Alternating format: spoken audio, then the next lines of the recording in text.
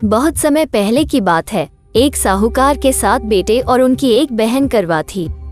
सभी सातों भाई अपनी बहन से बहुत प्यार करते थे, यहाँ तक कि वे पहले उसे खाना खिलाते और बाद में स्वयं खाते थे। एक बार उनकी बहन ससुराल से मायके आई हुई थी। शाम को भाई जब अपना व्यापार व्यवसाय बंद कर घर आए तो देखा उनकी बहन बहुत व्याकुल थी। सभी भाई खाना खाने बैठे और अपनी बहन से भी खाने का आग्रह करने लगे, लेकिन बहन ने बताया कि उसका आज करवा चौथ का निर्जल व्रत है और वो खाना सिर्फ चंद्रमा को देखकर उसे अर्घ्य देकर ही खा सकती है। चूंकि चंद्रमा अभी तक नहीं निकला है, इसलिए वो भूख प्यास से व्याकुल हो उठी है। सबसे छोटे भाई को अपनी बहन की हालत देखी नहीं जाती और वो दूर पीपल के पेड़ पर एक दीपक जलाकर चलनी की ओट में रख देता है।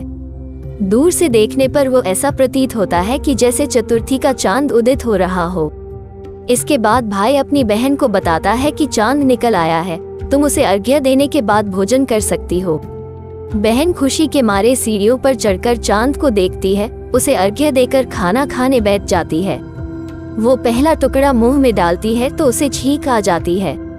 दूसरा टुकड़ा डालती है तो उसमें बाल निकल आता है और जैसे ही तीसरा टुकड़ा मुंह में डालने की कोशिश करती है तो उसके पति की मृत्यु का समाचार उसे मिलता है। वो बौखला जाती है। उसकी भाभी उसे सच्चाई से अवगत कराती है कि उसके साथ ऐसा क्यों हुआ।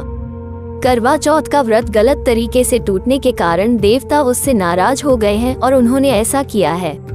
सच्चाई जानने के बाद करवा निश्चय करती है कि वो अपने पति का अंतिम संस्कार नहीं होने देगी और अपने सतीत्व से उन्हें पुनर्जीवन दिलाकर रहेगी। वो पूरे 1 साल तक अपने पति के शव के पास बैठी रहती है, उसकी देखभाल करती है। उसके ऊपर उगने वाली सुईनुमा घास को वो एकत्रित करती जाती है। 1 साल बाद फिर करवा चौथ का दिन आता है। उसकी सभी भाभियां करवा चौथ का व्रत रखती हैं। जब भाभियां उससे आशीर्वाद लेने आती हैं तो वो प्रत्येक भाभी से यम सुई ले लो, पेय सुई दे दो, मुझे भी अपनी जैसी सुहागिन बना दो, ऐसा आग्रह करती है। लेकिन हर बार भाभी उसे अगली भाभी से आग्रह करने का कह चली जाती है। इस प्रकार जब छठे नंबर की भाभी आती है तो करवा उससे भी यही बात दोहराती है। ये भाभी उसे बताती है कि चूंकि सबसे छोटे भाई की वजह से उसका व्रत टूटा था, अतः उसकी पत्नी में ही शक्ति है कि वो तुम्हारे पति को दोबारा जीवित कर सकती है।